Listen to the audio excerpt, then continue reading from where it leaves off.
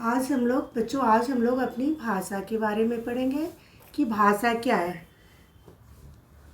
तो भाषा भावों या विचारों को एक दूसरे से आदान प्रदान करने का साधन है। अगर भाषा नहीं होती तो हमारा समाज कैसा होता, गूंगा होता। हम अपनी बातें किसी दूसरे तक नहीं पहुंचा पाते। तो भाषा जो है आपस में एक दूसरे के मन भाव को समझने का सबसे अच्छा साधन है। क्या? भाषा।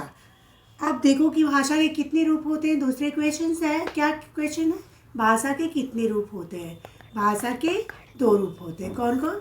मौखिक और लिखित। मौखिक भाषा किसे कहते हैं? जब हम अपने विचार बोलकर दूसरों पर प्रकट करते हैं तो वह भाषा का मौखिक रूप होता है। जैसे आपस में लोग वार्तालाप करते हैं ना, आपस में फ़ोन पे बात करना वगैरह, क्या है? मौखिक भाषा के रूप है। दूसरा है लिखित भाषा। जब हम अपने मन के भाव या विचारों को लिखकर दूसरे के पास भेजते हैं या दूसरे के सामने प्रकट करते हैं, वह भाषा का लिखित रूप होता है। जैसे कि मान लीजिए पत्र लिखन। अभी तो फ़ोन की इतनी सुविधाएं हैं जो हम आए दिन बात कर रहे थे। पहले ऐसे कुछ नहीं था, तो लोग जो है क्या करते थे, पत्र के माध्यम से अपने भाव को अपने रिश्तेदारों को भेजा करते थे। तो आगे आप लोगों को क्लियर हुआ। लिखित भाषा क्या है? जब हम अपने भाव या विचारों को लिखकर दूसरों पर प्रकट करते हैं, उसे लिखित भाषा कहते हैं। अच्छा बच्चों, आप देखिए कि हम लोग बोलियाँ बहुत होती है ना। लोग कहते हैं कि कोस कोस पर बानी बदले, 2 कोस पर पानी। तो बोली क्या होती है? सीमित क्षेत्र में बोली जाने वाली भाषा क्या कहलाती है? बोली। क्या कहलाती है? बोली। प्रायः बोली का लिखित रूप नहीं होता।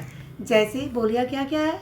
बुंदेली, हरियाणवी, राजस्थानी, बघेली, गढ़वाली, ये सब क्या है?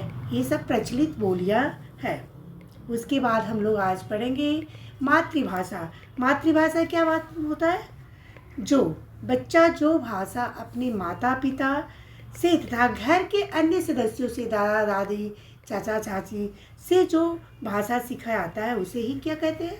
मातृभाषा। आप लोगों का क्लियर हो गया? मातृभाषा क्या है? मातृभाषा वह भाषा है जिसे बच्चा अपने घर से, अपने घर के, अपने परिवार के सदस्यों के द्वारा सीखता है, वह मातृभाषा है। अब हम लोग पढ़ेंगे राष्ट्रभाषा। तो राष्ट्रभाषा क्या होता है? देश के अधिकांश निवासियों द्वारा जिस भाषा का प्रयोग किया जाता है वह राष्ट्रभाषा कहलाती है। हर राष्ट्र की एक अपनी खुद की भाषा होती है, जिसे वह देश जो है, देश के जितने भी अधिकांश लोग जो है उसी भाषा का प्रयोग करते हैं, वही राष्ट्रभाषा होता है। प्रत्येक राष्ट्र की अपनी एक भाषा होती है। जैसे फ्रांस की फ्रांसीसी भाषा, पुर्तगाल की पुर्तगाली भाषा, और हम लोग की भारत की क्या भाषा है? हिंदी। हिंदी हमारी क्या है? राष्ट्र भाषा है। अब नेक्स्ट है राजभाषा। देश के सरकारी कार्यालयों में, जितने भी सरकारी कार्यालय होते हैं में कामकाज के लिए जिस भाषा का प्रयोग किया जाता है वह राजभाषा कहलाती है। हमारी राजभाषा क्या है? हिंदी है। हिंदी दिवस कब मनाया था आप लोग को पता है ना? 14 सितंबर 1949 को। 1949 14 सितंबर 1949 को हर साल हिंदी दिवस के रूप में मनाया जाता है। तो आज हम लोग इतना ही सीखे। क्या क्या? भाषा की भेद, बोली, मातृभाषा, राष्ट्रभाषा और राजभाषा। Okay, thank you children.